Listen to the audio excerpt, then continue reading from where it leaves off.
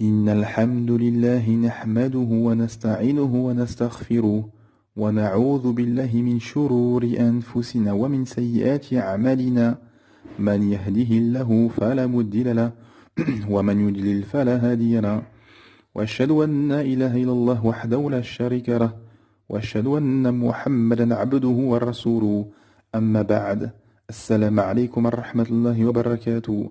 Que la paix soit sur vous ainsi que la miséricorde et la bénédiction. Allah subhanahu wa ta'ala dans Surat al-Isra, verset 89, Allah subhanahu wa ta'ala nous dit A'udhu billahi minash shaytanir rajim Wa laqad sarrafna lin-nasi fi hadha al-Qur'ani min kulli mathalin fa'aba aktharu an-nasi illa kufura. Traduction dans le sens des versets. Et certes, nous, Allah, avons déployé pour les gens dans ce Coran, toutes sortes d'exemples, mais la plupart des gens s'obstinent à être mécréants. Subhanallah, Allah Ta'ala nous dit dans ce verset qu'Allah Ta'ala a donné toutes sortes d'exemples à l'humain, toutes sortes d'exemples et de paraboles, mais la plupart des gens s'obstinent à rester dans leur mécréance. Et 10 versets plus loin de la même sourate, verset 99, Allah Ta'ala nous dit n'ont-ils pas vu qu'Allah qui a créé les cieux et la terre est capable de créer leur pareil? Il aura fixé un terme sur lequel il n'y a aucun doute, mais les injustes s'obstinent dans leur mécréance. Subhanallah. Et dans une autre version, mais les injustes rejettent tout sauf l'athéisme, sauf l'incroyance. Subhanallah. Allah Ta'ala nous explique et nous montre qu'Allah Ta'ala a donné toutes sortes d'exemples, et ce Coran nous invite à la méditation, à réfléchir. Voir l'univers, les étoiles, les profondeurs des océans, les glaciers, les déserts, comment Allah Ta'ala a créé l'humain, a créé les animaux, les créatures, subhanallah, l'humain, ton propre corps, tes organes, subhanallah, le cerveau, dont les scientifiques ne savent que peu de choses, comment l'humain a été créé, les cheveux, les sourcils, les yeux, subhanallah, le système digestif, les articulations, c'est extraordinaire. Donc Allah subhanahu wa ta'ala nous invite à la méditation ou à contempler justement le ciel, la terre, les montagnes, comment Allah subhanahu wa ta'ala a tout créé. Et Allah ta'ala nous invite à la méditation et à réfléchir sur tout ceci, que cela ne peut être dû au hasard. Et Allah Ta'ala nous dit qu'Allah subhanahu wa ta'ala a donné toutes sortes d'exemples, de paraboles dans ce Coran. Mais l'humain s'obstine à rester dans cette mécréance. Dans cette mécréance, mes frères et sœurs, dont l'athéisme, l'athéisme est la première religion mondiale. Car l'athéisme est un dogme. L'athéisme est une religion. Est une religion qui est adoptée par la majorité des humains. Et l'écrasante majorité en Occident, dont est issue la démocratie, les droits de l'homme, etc., ces systèmes mafieux, et l'athéisme est la première religion, est un dogme, parce que c'est un dogme, justement. C'est un dogme et c'est une philosophie de vie et de pensée sectaire, individuelle et ingrate. Car l'athéisme, selon l'athée, tout cela est dû au hasard. Tout ce que je viens de vous citer, cela est dû au hasard. Mais c'est une doctrine étrange et contraire à la nature, à la raison, à la logique et au bon sens, au rationalisme. Elle contredit les principes. Elle contredit, donc l'athéisme contredit le hasard dont l'athée veut nous ramener justement, contredit les principes primaires acceptés par la raison. C'est irrationnel. Souvent l'athée vous dit je suis rationnel, mais c'est irrationnel, il n'y a rien de rationnel à penser, à croire que tout ça est dû au hasard, c'est impossible. Techniquement, tactiquement, mathématiquement, c'est impossible. Et d'ailleurs plein de scientifiques prouvent le contraire et disent justement que ce n'est pas possible, il y a une force supérieure qui a tout créé. Quand les scientifiques vous parlent de la matière noire, des novas, des supernovas, des étoiles, etc., vous disent Ce n'est pas possible. C'est pour ça que beaucoup d'athées deviennent agnostiques justement et mettent des doutes à leur athéisme, car papa, c'est impossible. Et les dernières recherches prouvent et montrent, déterminent que justement il y a un créateur, il y a une force supérieure à la raison humaine justement, supérieure à tout, qui domine tout, qui est supérieure à tout, qui a tout créé. Subhanallah, c'est impossible. Comme disent les savants, s'il y a des créatures, automatiquement il y a un créateur. C'est automatique. Et c'est une illogique, justement. L'humain est dans une illogique. L'athée, c'est une doctrine qui est justement vouée dès le départ à l'échec. Car dès que vous parlez un peu avec un athée, il revient à la raison, il émet des doutes lui-même. Car qu'est-ce qui est rationnel? La rationalité est de croire en un Dieu unique, créateur, et qui nous a envoyé son dernier messager, le prophète Mohammed sallallahu alayhi wa sallam, avec le dernier message, le Coran, accompagné avec la sunna prophétique. Et il y a des miracles dedans, il y a des solutions, il y a des clés à tout simplement. Et tout ceci ne peut être justement dû au hasard, c'est impossible. Allah subhanahu wa ta'ala a créé l'humain, a créé tout, à partir de rien, subhanallah. Mais l'humain est complètement aveuglé par ses passions. L'humain suit ses passions contraires à la raison. C'est pour ça qu'Allah subhanahu wa ta'ala nous dit dans Surat Al-Araf, la sourate 7, verset 179, nous avons destiné beaucoup de djinns et d'hommes pour l'enfer. Ils ont des cœurs, mais ne comprennent pas. Ils ont des yeux, mais ne voient pas. Ils ont des oreilles, mais n'entendent pas. Ceux-là sont comme les bestiaux, même plus égarés encore. Tels sont les insouciants. Subhanallah, ce verset est édifiant. Allah subhanahu wa ta'ala dit que ce sont des gens qui ne comprennent pas. Ils ne comprennent rien. Pourtant, ils ont des cœurs, mais ils ne comprennent pas. Ils ont des yeux, mais ne voient pas. Ils ont des oreilles, mais ils n'entendent pas. Ceux-là sont les bestiaux, même plus égarés encore, subhanallah. Il y a le verset où Allah Ta'ala dit au prophète Mohammed sallallahu alayhi wa sallam, tu ne peux faire entendre ceux qui sont dans les tombeaux, qui sont dans les tombes. Il y a deux lectures. Il y a la première lecture, ceux qui sont dans les tombes, dans les tombeaux qui sont morts, pas. Ils sont dans le monde de l'invisible. Ils sont dans la barrière infranchissable, il n'y a pas de contact, donc tu ne peux pas les faire entendre. Mais il y a une deuxième lecture que les savants développent en disant que celui qui est dans les tombeaux de ses passions, qui est aveuglé, qui est dans la tombe et les tombeaux de ses passions, tu ne peux pas le faire entendre. Il est complètement aveuglé dans ses passions. Par exemple, il est dans les passions de l'argent. Il est dans l'argent, dans le business, il achète, il vend, il court derrière la richesse, etc. Tu le ramènes à la raison en lui expliquant qu'Allah subhanahu wa ta'ala wa ma khalaqtul jinna wal insa illa liya'budu. Allah subhanahu wa ta'ala t'a créé pour l'adorer. Il n'y a pas de mal, bien évidemment, à faire du business, de l'argent, etc. Mais il ne faut pas que cette chose t'aveugle et te coupe de ton créateur et t'empêche d'adorer ton créateur, subhanallah. Eh bien, quand tu lui dis ça, il dit, oh non, non, moi j'ai pas le temps pour ça, la religion, Allah, Dieu, moi, non, non, moi je suis dans mon argent, dans mon business. Ben, il est aveuglé. Il est dans les tombes, dans les tombeaux de ses passions. Il est complètement aveuglé par ses passions. Il est dans les tombes, dans les tombeaux de ses passions. Et vous avez des gens autour de vous, tous les jours, tout le temps, ils sont aveuglés, ils sont pris au piège de leurs propres passions. Des femmes, de l'argent, de l'or, de toutes sortes de passions et d'occupations et de divertissements qui occupent l'humain. Et l'humain, quand il est dans les tombeaux, comme développent les savants, de ses passions, il est aveuglé. Et on vient à ce verset, ils ont des cœurs mais ils ne comprennent pas, ils ont des yeux mais ne voient pas, ils ont des oreilles mais ils n'entendent pas. Ceux-là sont comme les bestiaux, même plus égarés encore, subhanallah, plus égarés, subhanallah. Parce que les animaux adorent, ils n'ont pas la raison, ils sont dénués de raison. Mais ils adorent Allah subhanahu wa ta'ala, malgré tout, subhanallah.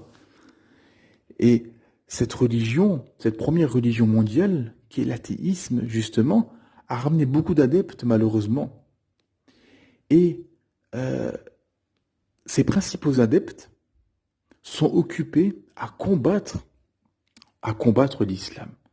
Parce que ce système maçonnique sataniste mondial qui combat l'islam coûte que coûte dans les médias, dans la politique, dans les lois qui sont en train d'être votées contre les musulmans et contre la pratique de l'islam, contre la da'wah, contre la prédication, contre le hijab, le voile, contre toute autre pratique religieuse qui sont obligatoires et légiférées par le créateur des cieux et de la terre, Allah subhanahu wa ta'ala.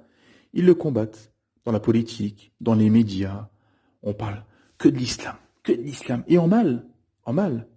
Pourtant, c'est la deuxième religion en France et la première religion pratiquée, et il n'y a jamais de documentaire, d'information sur l'islam.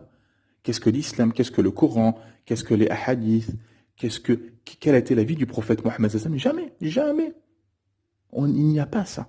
Quand on parle de l'islam dans les médias, à la radio, n'importe où, c'est pour critiquer, pour dire regardez ci, regardez ça, etc., etc.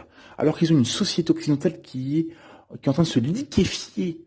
Ils sont plongés dans les magouilles, dans l'inceste, dans la fornication, l'infidélité, les femmes battues, dans la fornication, dans la tromperie, dans les meurtres, les viols, les agressions sexuelles, les jeux de hasard, l'alcoolisme qui cause tous les méfaits que tout le monde connaît.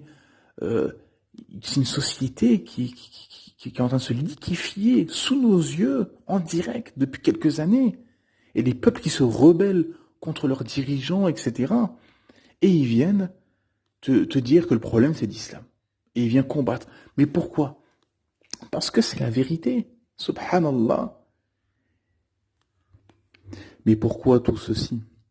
Car justement, ce système athée-sataniste veut emmener les gens vers le chemin du diable et de Dajjal par la suite.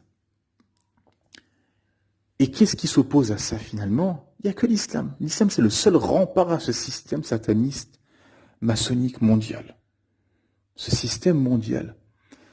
Car l'islam t'appelle au bon sens, à la raison, à la rationalité, à adorer ton Seigneur, aux bonnes mœurs, à la pudeur, au mariage, aux liens de parenté, à aider le nécessiteux, aider le pauvre, ne pas manger de façon excessive, ne pas être dans la surconsommation, ne pas être dans la perversité, etc., etc. Mais c'est à l'opposé de ce système. Ce système, c'est l'opposé. Ils veulent que tu forniques. Regardez les panneaux publicitaires, on te pousse. Vous avez des femmes qui ont des positions qu'elles doivent avoir qu'avec son mari, dénudées pour vendre un canapé, un pneu ou un plat. Vous vous rendez compte? Quelle société perverse et archaïque, obscurantiste. C'est l'obscurantisme dans lequel ils nous invitent, justement. Des panneaux publicitaires sur l'infidélité. On autorise l'infidélité, on pousse les gens à l'infidélité, à des familles détruites. Et les enfants, dans tout ça, perdus. L'éclatement des familles. On pousse à l'infidélité, au jeu de hasard. Alors qu'ils savent bien que les gens, en buvant l'alcool, en jouant au jeu de hasard, en allant à l'infidélité, à tromper sa femme, ils savent que ça va détruire.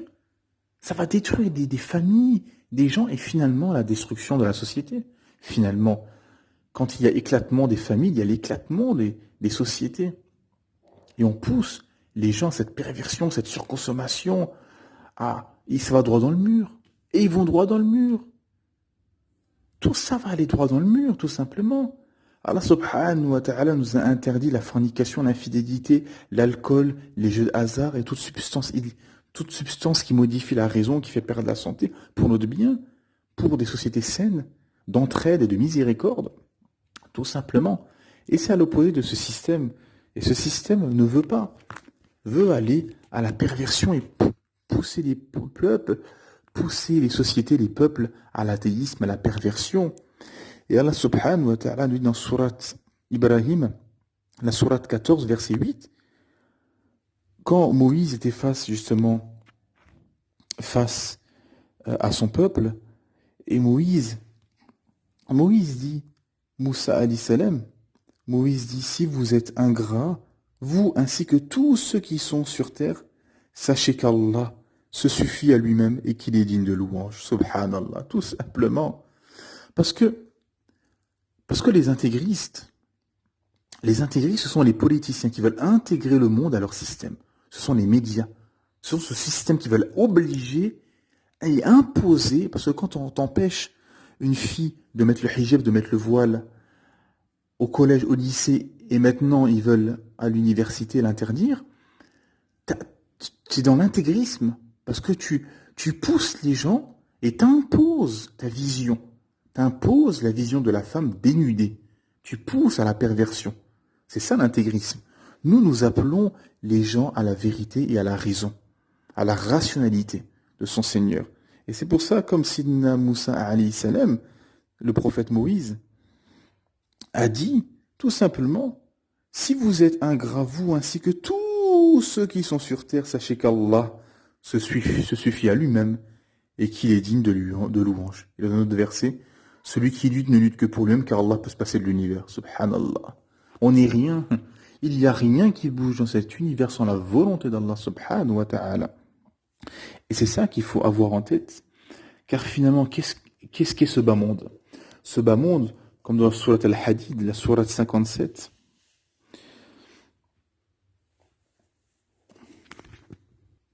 verset 20, Allah Ta'ala nous dit, sachez que la vie présente n'est que jeu, amusement, vaine parure, une course à l'orgueil entre vous et une rivalité dans l'acquisition des richesses et des enfants. Subhanallah. Jusqu'à la fin du verset, parce que le verset continue. Subhanallah. Donc ce bas monde, Allah Ta'ala nous explique, ce bas monde est une course à l'orgueil, une rivalité dans l'acquisition des richesses, des biens. Et les gens sont là dans cette course justement à ce matériel à outrance. Subhanallah. Parce que justement, quel est le but? Quel est le but de ce bas monde justement? Quel est le but? Car Allah subhanahu wa ta'ala nous dit dans la sourate Ar-Rahman 55, Allah ta'ala nous dit Bismillahirrahmanirrahim, Ar-Rahman allama al-Qur'an khalaqa al-insan. Pourquoi Allah subhanahu wa ta'ala, comme disent les savants, pourquoi Allah subhanahu wa ta'ala nous dit donc Ar-Rahman, le tout miséricordieux, allama al-Qur'an, il a enseigné le Coran, khalaqa al-insan, il a créé l'homme. Dans notre logique à nous, c'est khalaqa al-insan, allama al-Qur'an. Allah Ta'ala a créé l'humain et après il lui a enseigné le Coran. Non, Allah Ta'ala nous dit allama al-Qur'an, khalaqa al-insan. Et ce qu'il faut savoir dans le Coran, c'est que tout est calculé, tout, la moindre lettre, le moindre mot, la position, qu'est-ce qui vient avant et après, tout est calculé. Tout a une raison, une subtilité, une sagesse. Subhanallah. Les savants nous disent, subhanallah, que la venue de l'homme n'a aucun sens s'il n'y a pas le Coran. Subhanallah. C'est pour ça qu'Allah subhanahu wa ta'ala commence par Alam al-Quran. Il a enseigné le Coran.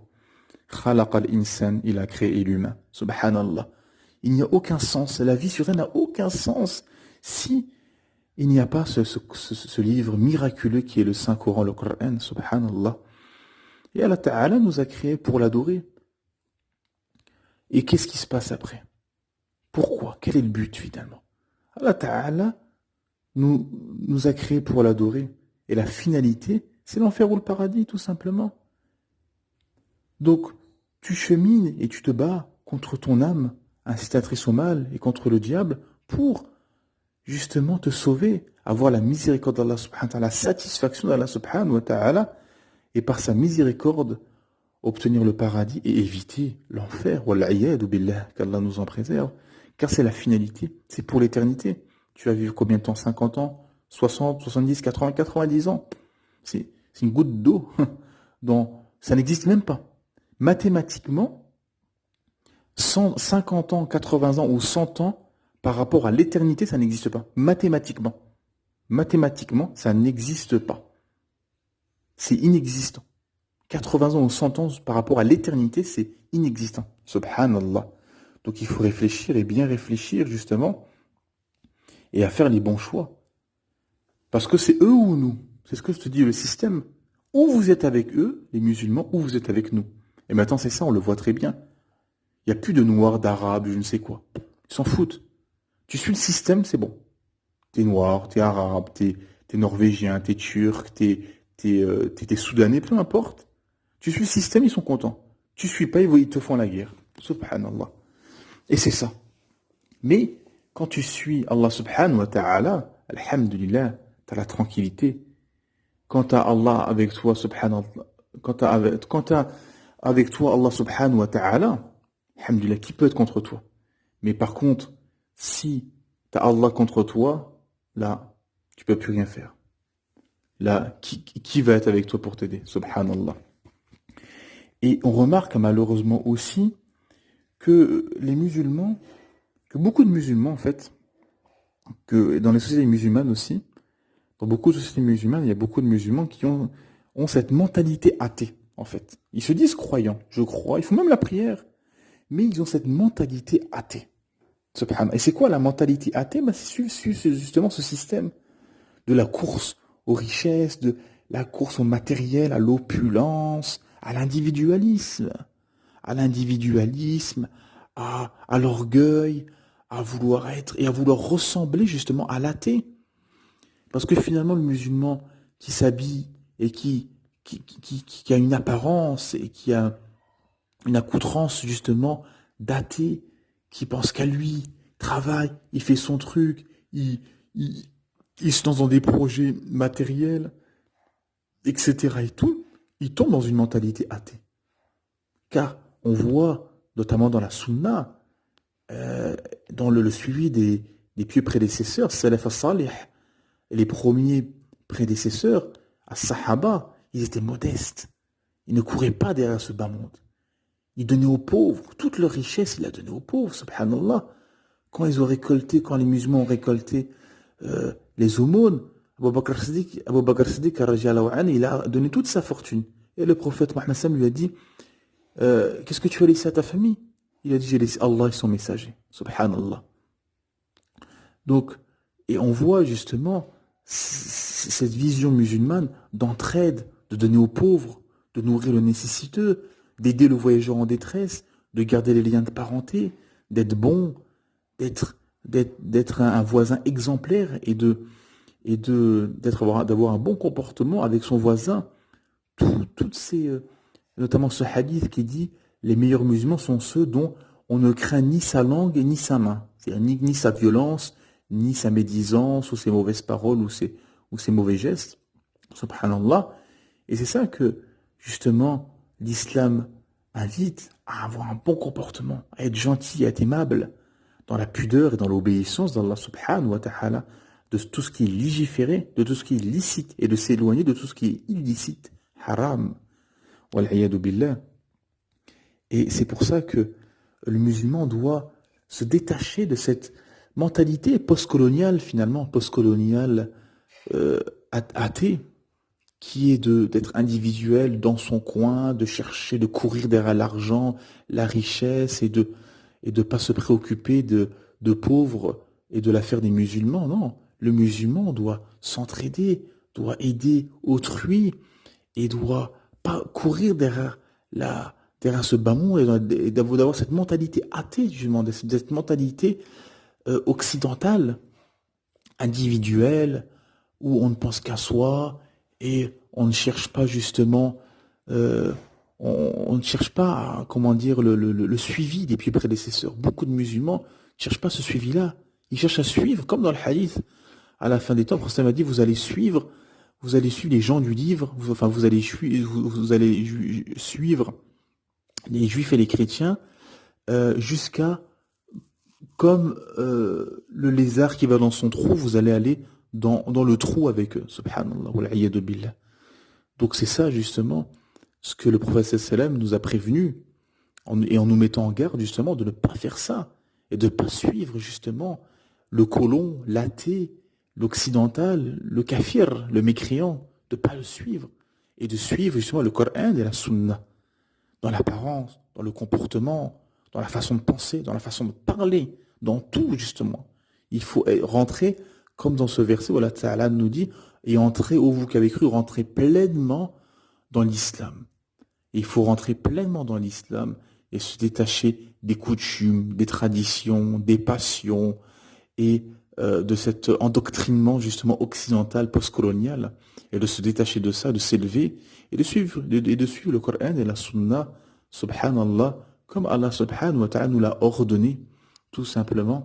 Dans le verset 115 de Surat An-Nisa, la Sourate 4, Allah Ta'ala nous dit, et quiconque fait scission d'avec le messager, après que le droit chemin lui est apparu, et suit un sentier autre que celui des croyants, alors nous, Allah, le laisserons comme il s'est détourné, et le brûlerons dans l'enfer, et quelle mauvaise destination. Subhanallah. Voilà, donc c'est ça qu'il faut avoir en tête, c'est qu'il faut suivre, justement, le droit chemin, et se détacher, justement, parce que tout ça, finalement, c'est quoi? C'est qui le grand trompeur qui est derrière ce système? C'est Shaitan, na'alallah, le diable. Car quelques versets plus loin, Allah Ta'ala nous dit, Allah l'a maudit, celui qui a dit certainement je saisirai parmi tes serviteurs une partie déterminée. Et le diable dit, certes, je ne manquerai pas de les égarer. Je leur donnerai de faux espoirs, je leur commanderai et ils fendront les oreilles aux bestiaux. Je leur commanderai et ils altéreront la création d'Allah. Et quiconque prend le diable pour allié au lieu d'Allah sera certes voué à une perte évidente. Le diable, leur fait des promesses, et leur donne de faux espoirs, et le diable ne leur fait que des promesses trompeuses. Subhanallah. Donc Allah subhanahu wa ta'ala est clair. Et le Coran, tout ce Coran est clair, net et précis. C'est une révélation, subhanallah, du Seigneur de l'univers. Subhanallah. C'est pour ça qu'Allah subhanahu wa ta'ala nous dit ذَلِكَ الْكِتَابُ لَا رَيْبَ فِيهِ هُدًى لِلْمُتَّقِينَ. C'est le livre sur lequel il n'y a aucun doute. C'est un guide pour les pieux. Subhanallah. Surat 2, verset 2. Subhanallah al-Azim. Et il faut donc, c'est pour ça qu'il faut se détacher justement de cette mentalité postcoloniale, occidentalisée, que beaucoup, malheureusement, de musulmans, la majorité, sont tombés justement dans le fait de copier, de ressembler aux athées, aux colons, finalement, wal'iyadu billah, qu'Allah nous en préserve et nous raffermisse sur le sentier des pieux prédécesseurs, sur le suivi du Coran et de la Sunna, avec l'explication des gens de science. Subhanallah. Et je vais m'arrêter là pour aujourd'hui. Subhanaka Allahumma bihamdik, ashhadu an la ilaha illa ant, astaghfiruka wa atubu ilayk. Assalamu alaikum wa rahmatullahi wa barakatuh.